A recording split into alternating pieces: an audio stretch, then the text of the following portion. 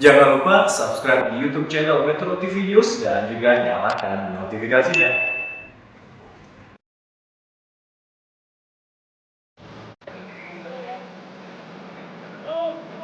Kita pada hari ini konsentrasi pada upaya pencarian korban. Saya minta upaya kolaborasi yang sudah baik ini dikonsentrasikan untuk pencarian korban, karena keluarga korban sudah menunggu dan mengharapkan ini cepat terjadi. Bahwa kita melakukan suatu upaya intensif atas black box tetap dilakukan, tapi bagaimana kita menangani pencarian korban dan take care terhadap keluarga korban menjadi konsentrasi kita semuanya.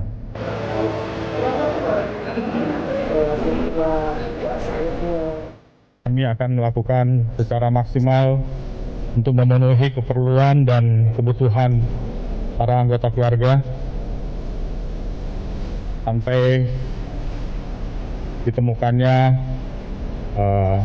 para korban dari SD 182 ini.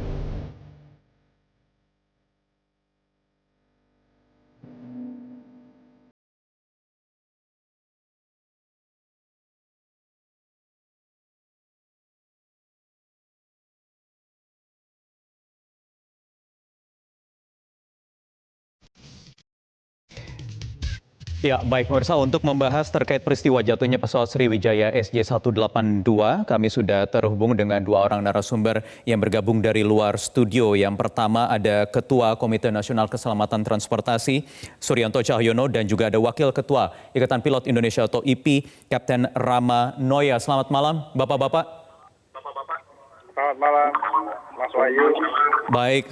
Baik, terima kasih sudah bergabung bersama kami. Saya ingin ke Pak Suryanto terlebih dahulu. Pak Suryanto, kami ingin mendapatkan kepastian dulu update terkini dari teman-teman KNKT yang berada di lapangan. Apa kesulitan mengangkat black box yang sejak kemarin sebenarnya sudah diketahui lokasinya kalau menurut Panglima TNI? Ya benar Pak, dari kemarin dari KRI Rigel kita sudah mengetahui posisi di mana dua black box itu berada. Namun koordinat yang kita peroleh dari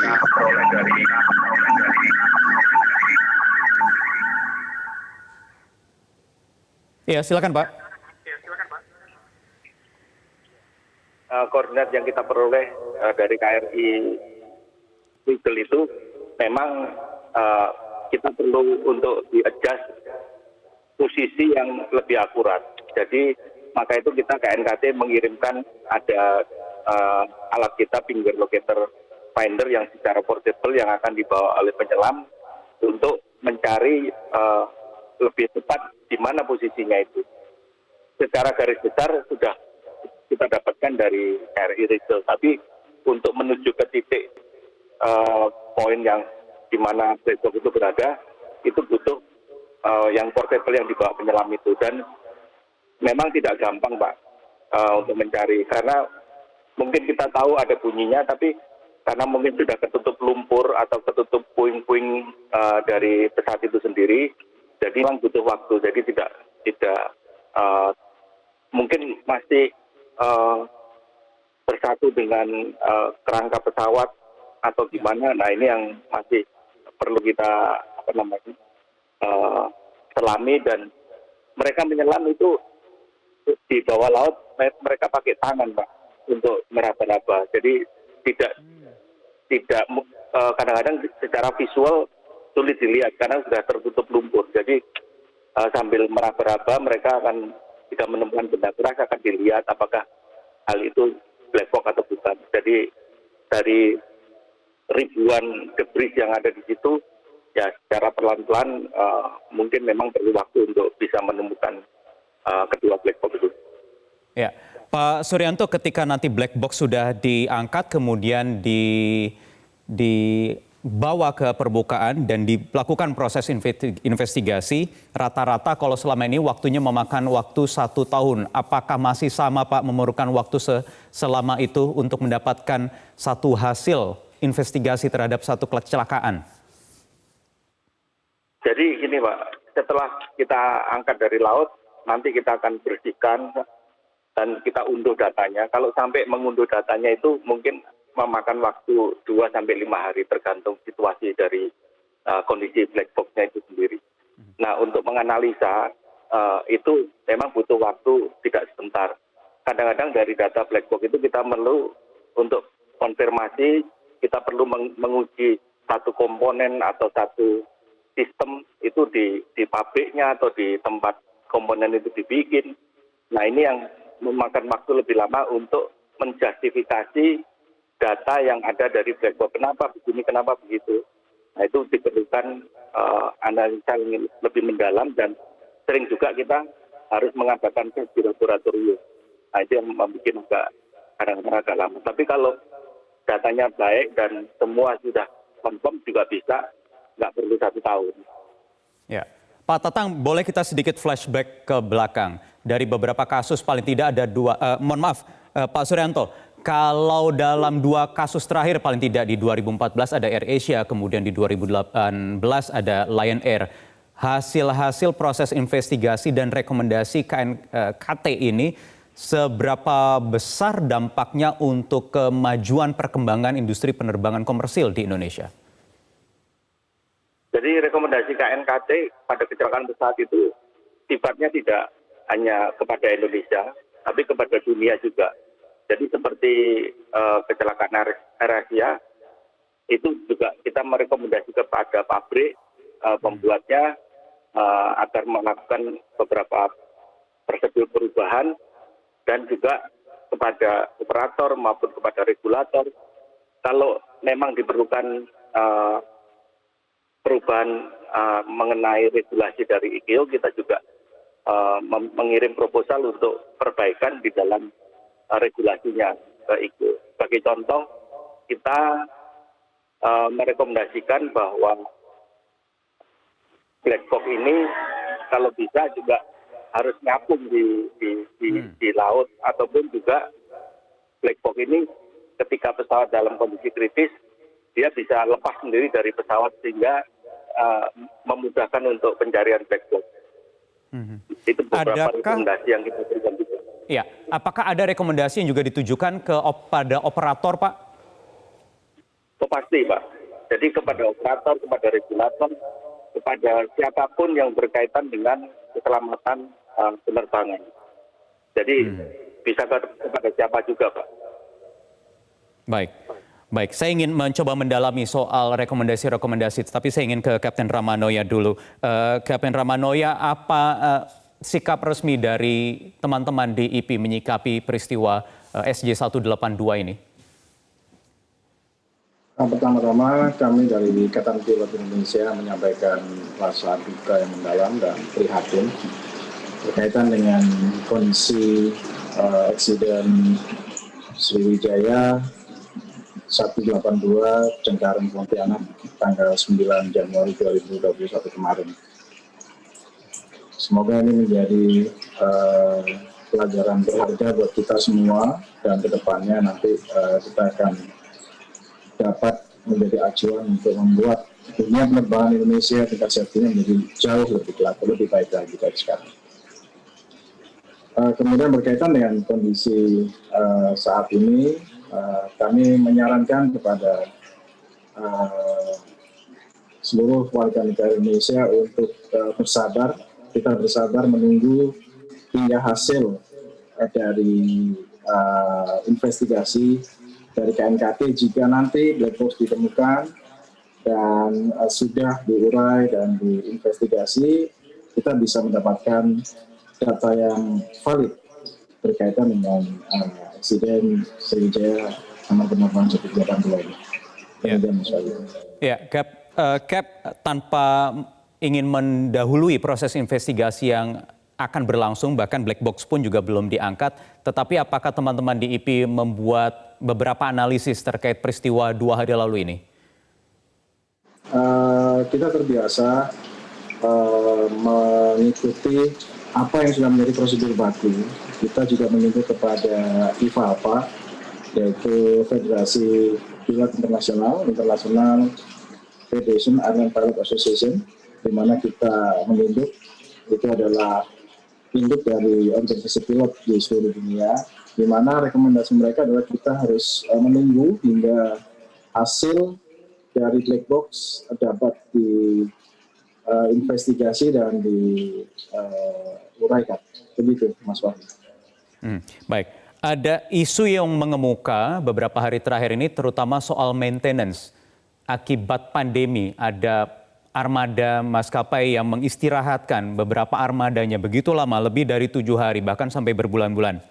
Bagaimana nanti IP menjawabnya, Kapten Ramanoya, termasuk juga Pak Suryanto, karena tadi sebelumnya juga kami ada dialog juga bersama Pak Tatang, mantan Ketua KNKT, menyebutkan selama ini ada rekomendasi KNKT yang tidak dijalankan sepenuhnya. Saya akan tanyakan ini nanti dijawab usai jeda berikut ini. Tetap bersama kami di Prime Talk.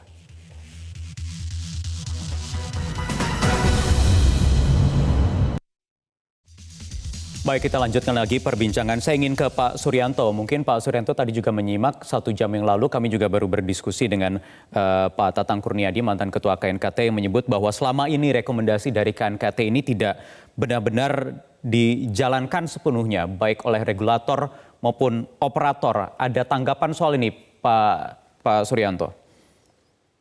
Ya Pak, jadi kalau beberapa saat dari penerima rekomendasi KNKT tidak merespon, kami akan menyurati istilahnya reminder pertama, reminder kedua, dan kadang-kadang kita juga mengajak pertemuan dengan mereka baik dari regulator maupun operator untuk ada apa kesulitannya untuk melaksanakan rekomendasi kami.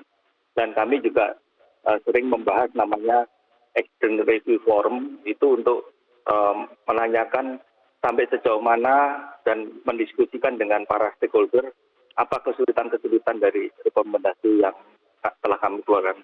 Namun terakhir beberapa tahun ini rekomendasi-rekomendasi itu juga sudah cukup lancar, Pak. Ya memang zaman dulu ya, tapi sekarang ini sudah cukup lancar respon dari para penerima rekomendasi kami. Oke, cukup lancar artinya tidak sepenuhnya lancar, Pak. Apa yang mengganjal, apa kira-kira yang menyulitkan untuk dijalankan rekomendasi dari KNKT ini? Jadi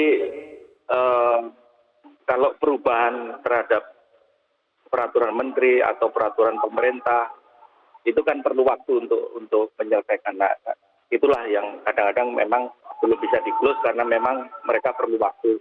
Atau diperlukan training, yang training itu mungkin baru ada setengah tahun lagi atau 1 tahun lagi ke depan. Nah, training itulah ini berkaitan dengan apa, Pak? Training ini berkaitan dengan apa? Apakah ada improvement dari pesawat atau dari mesin atau aspek apapun atau bagaimana? Ya bisa dari aspek maintenance, bisa dari aspek simulator atau dari aspek segala macam, Pak, yang berkaitan dengan, jadi itu sebagai salah satu contoh saja, Pak.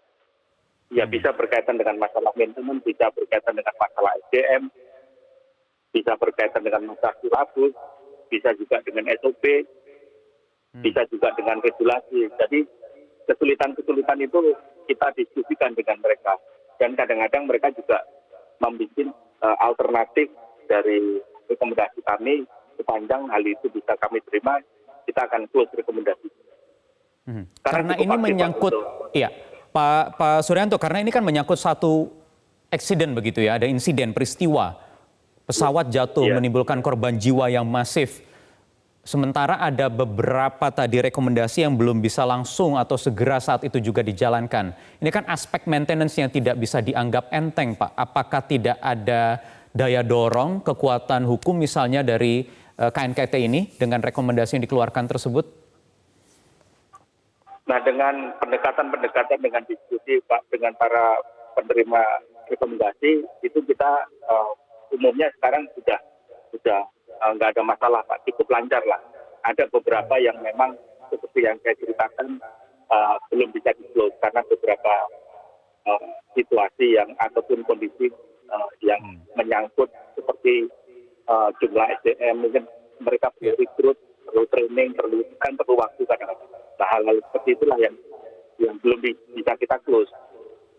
Tapi Oke. akhir-akhir ini juga sudah baik. Artinya respon dari para penerima rekomendasi juga sudah cukup baik. Ini termasuk untuk regulator maupun operator ya Pak Suryanto ya? Iya, semuanya Pak. Regulator, operator, siapapun juga, manufacturer.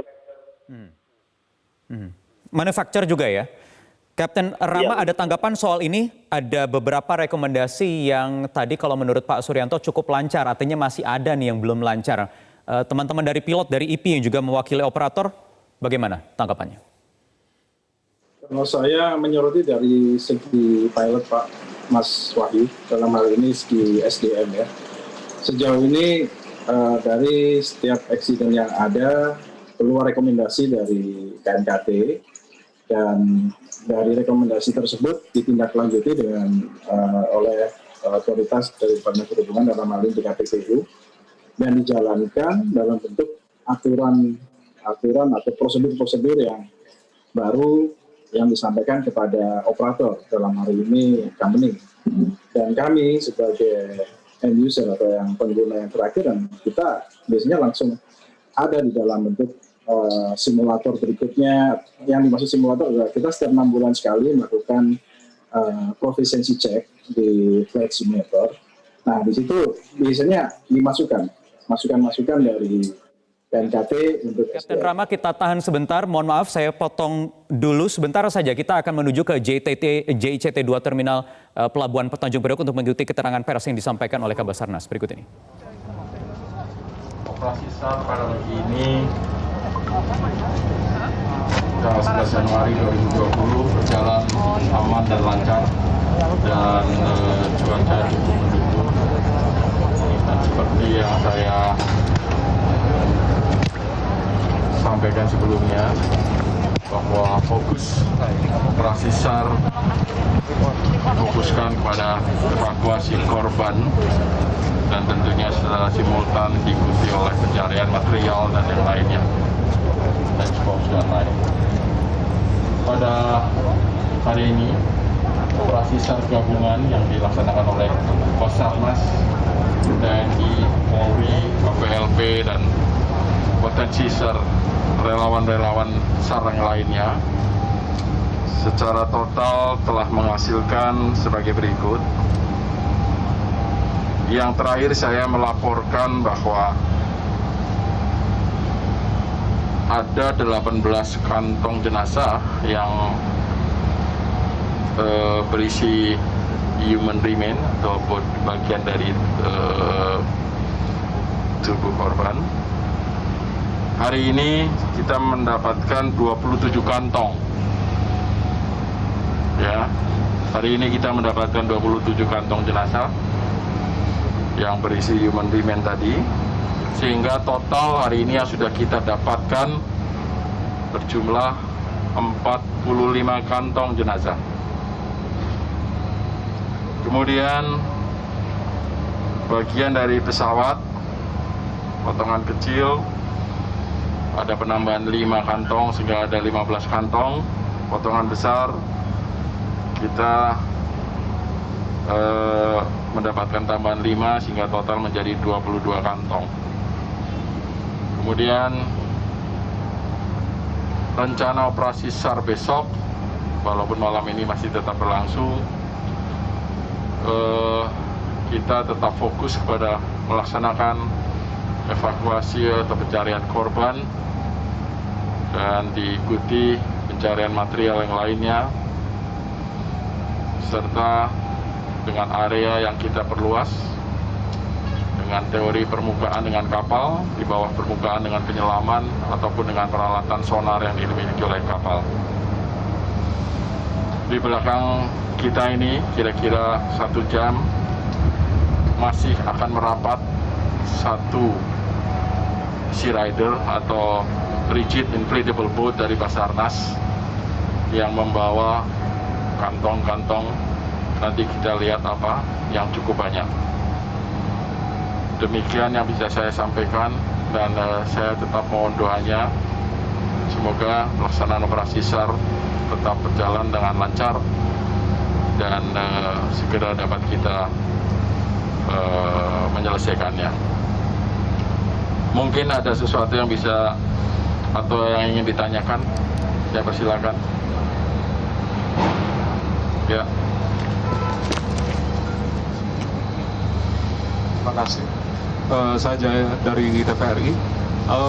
Terkait dengan black box, Pak, apakah memang ada kendala dari pencarian? Karena memang titiknya dari kemarin memang sudah ketahui begitu. Apakah memang ada kendala seperti serpihan yang tajam atau lumpur atau apa yang mungkin Bapak ketahui dari penyelam? Terima kasih. Yang pertama saya kembali mengingatkan bahwa pelaksanaan operasi SAR kita fokuskan kepada korban. Terkait dengan material black box juga kita laksanakan. Mencari sesuatu di bawah memang tidak kita bisa mengatakan itu kemarin di situ terus kita datangin lagi ada di situ. Apalagi dengan kondisi cuaca kemarin hujan lebat dan badai yang cukup kuat di area itu. Dan yang jelas hari ini kita semuanya masih melaksanakan upaya optimum untuk melaksanakan pencarian itu. Sekali lagi fokus pada evakuasi korban dengan tanpa mengurangi atensi kepada hal yang lain. Demikian. Ada lagi mungkin? Terima kasih. Kalau tidak ada, kita mohon dukungannya. Mungkin nanti kalau memang ada sebuah penamaan yang signifikan akan saya sampaikan dan saya akan laporkan kembali. Sekali lagi, mari kita sama-sama berdoa. Semoga pelaksanaan operasi SAR ini bisa berjalan dengan baik dan lancar. Assalamualaikum warahmatullahi wabarakatuh. Waalaikumsalam.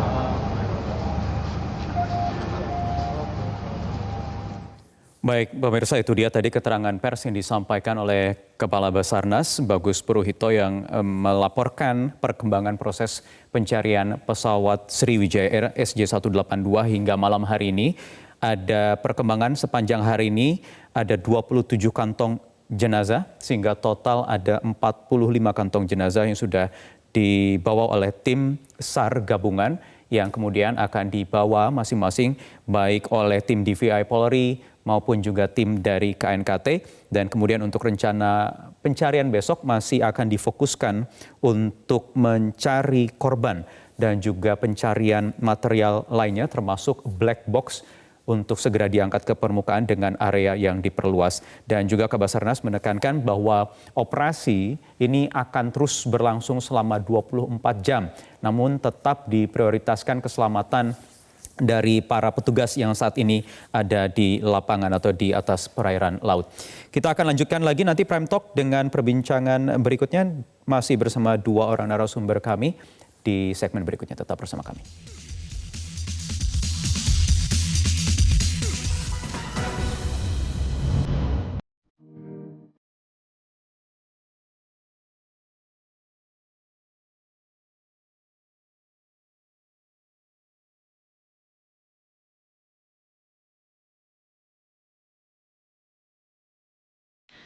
Irfan Syahrianto tidak pernah menyangka salam perpisahan di Bandara Soekarno-Hatta, Tangerang, Banten pada Sabtu siang 9 Januari lalu menjadi salam perpisahan terakhir dirinya dengan 5 orang anggota keluarganya.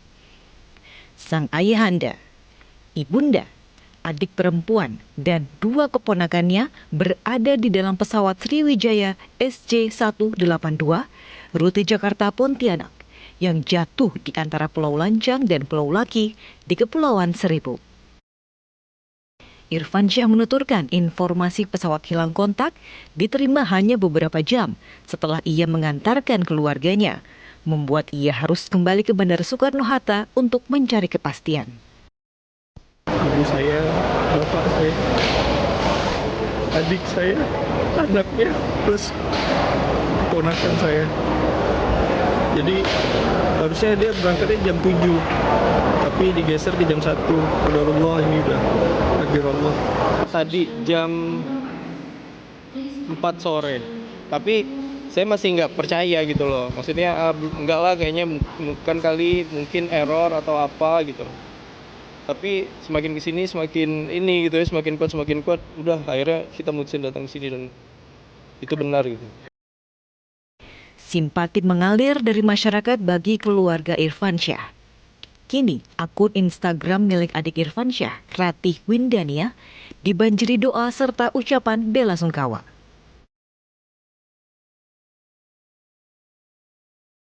Penantian akan mujizat juga dirasakan oleh keluarga penumpang pesawat Sriwijaya Air SJ182 asal Kota Pangkal Pinang, Kepulauan Bangka Belitung atas nama Rizky Wahyudi.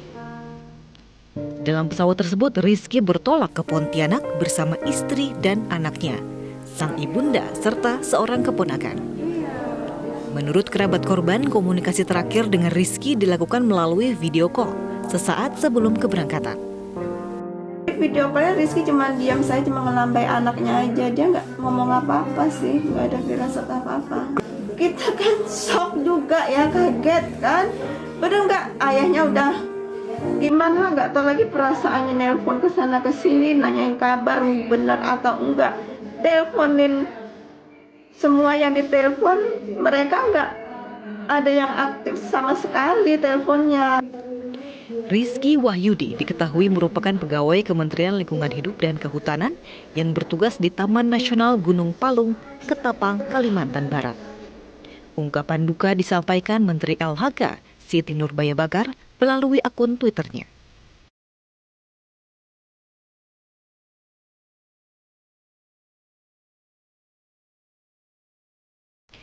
Duka juga menyelimuti keluarga Rion Yogatama, warga Lubuk Linggau, Sumatera Selatan. Rion turut menjadi penumpang pesawat Sriwijaya Air SJ182. Sebelum keberangkatannya, Rion yang bekerja sebagai teknisi pembangunan menara telekomunikasi di Pontianak sempat meninggalkan pesan kepada sang istri. Rion meminta istrinya untuk menjaga putri sulung mereka.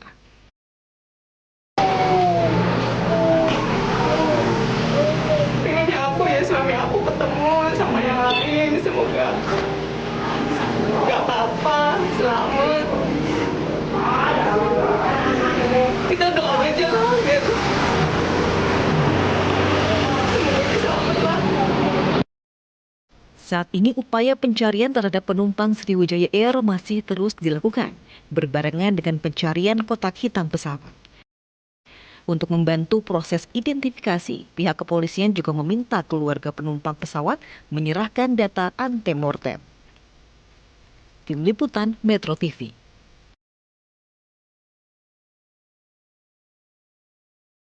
Baik, pemirsa, kita lanjutkan perbincangan. Saya ingin ke Kapten Rama, tadi terpotong sebenarnya sebelum kita ikuti keterangan pers dari JICT. Jadi terkait rekomendasi tadi menurut KNKT, Pak Suryanto, ada rekomendasi yang dianggap saat ini sudah berjalan cukup lancar, artinya masih ada yang belum lancar. Ini bagaimana melihatnya, IPI?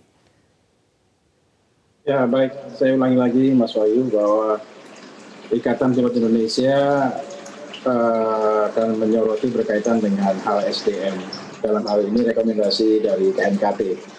Sejauh ini rekomendasi dari KNKT selalu turun dalam bentuk aturan di mana bekerjasama dengan Otoritas Departemen Perhubungan DKPPU akan menurunkan semacam prosedur yang baru yang akhirnya akan digunakan kepada pihak operator, dan pihak operator akhirnya dari Departemen Operasional akan mentrain untuk dalam sesi flight simulator proficiency check setiap 6 bulan sekali. Biasanya dimasukkan materi dari KNKT dalam materi proficiency check tersebut. Sejauh ini kerjasama Ikatan Pilot Indonesia dengan KNKT juga cukup baik. Jadi rekomendasi dari KNKT biasanya bisa tersampaikan dengan baik kepada pilot-pilot di Indonesia. Jadi kalau menurut Anda semua sudah dijalankan begitu ya oleh operator terutama? Betul. Oke, IPI sendiri mengeluarkan rekomendasi tidak setiap ada insiden? Kita untuk insiden, kita mengacu kepada apa yang disampaikan oleh KNKT, rekomendasi KNKT. Biasanya kita lebih memberikan hal yang bersifat himbauan kepada pilot di Indonesia. Begitu Mas Bayu. Kapten Rama, saya ingin mencoba membawa wacana yang muncul dalam beberapa hari terakhir ini yang mengatakan bahwa ini ada efek pandemi juga yang berpengaruh terhadap maskapai yang terdampak industrinya, bisnisnya, yang kemudian juga terdampak ke maintenance SDM. Seberapa jauh kalau menurut Anda, walaupun kita tidak ingin mengandai-andai mendahului proses investigasi, tetapi ini juga ada peristiwa yang tidak bisa dikesampingkan. Bagaimana? Kalau saya lihat Mas ya, ini pandemi ini adalah pandemi global, di mana seluruh negara di dunia ini mengalami pandemi ini. Demikian juga dengan industri penerbangannya. Di Indonesia pun juga mengalami hal yang sama, dan industri penerbangan pada umumnya melakukan prosedur yang tipikal, seperti pengurangan frekuensi penerbangan, dan hal ini bukan berarti akhirnya akan mengurangi skill dari pilotnya, karena tentu masih dalam batas yang memasuki area yang legal. Jadi demikian pula untuk dalam hal ini pesawatnya. Kalau dibilang bahwa akhirnya pesawatnya mengalami kendala secara teknis, sejauh ini tidak ada bukti yang menyatakan bahwa rekomendasi atau himbauan info yang menyatakan bahwa pesawat dari Boeing beberapa waktu lalu kan Boeing merilis statement juga. Betul. Hal ini sudah pada saat pesawat sudah keluar dan dicek, inspeksi, mereka sudah mengikuti prosedur-prosedur yang baku, Mas. Jadi baik dari otoritas Kementerian Perhubungan maupun dari company, dalam hal ini safety dan maintenance, mereka sudah melakukan prosedur yang baku. Baik. Saya ingin ke Pak Suryanto, apakah KNKT juga nanti akan melakukan investigasi berkaitan dengan efek pandemi ini yang kemudian mau tidak mau juga berdampak terhadap industri atau bisnis penerbangan? Ya Mas, bagian dari salah satu item di dalam investigasi adalah dari manajemen and organization, termasuk semua yang mempunyai efek terhadap masalah keselamatan, kita akan investigasi. Tapi perlu saya sampaikan di sini, dan kita juga beberapa waktu setelah pandemi ini kita berdiskusi baik melalui Zoom maupun offline dengan beberapa airline untuk mengingatkan kepada mereka di masa pandemi ini sesuai dengan sistem manajemen keselamatan. Sebagai contoh katakan penundaan waktu simulator karena simulatornya di luar negeri dan mereka tidak bisa traveling ke sana. Nah, sesuai dengan prosedur di dalam safety management system, bagian safety akan mengkoordinir bagian operasi atau bagian yang lain untuk melakukan mitigasi. Dari hasil risk assessment, mereka melakukan mitigasi langkah-langkah apa saja yang bisa menjamin bahwa katakan tertundanya simulator itu dengan beberapa tambahan prosedur atau training yang memiliki safety level yang sama. Jadi ada jalan keluarnya Pak.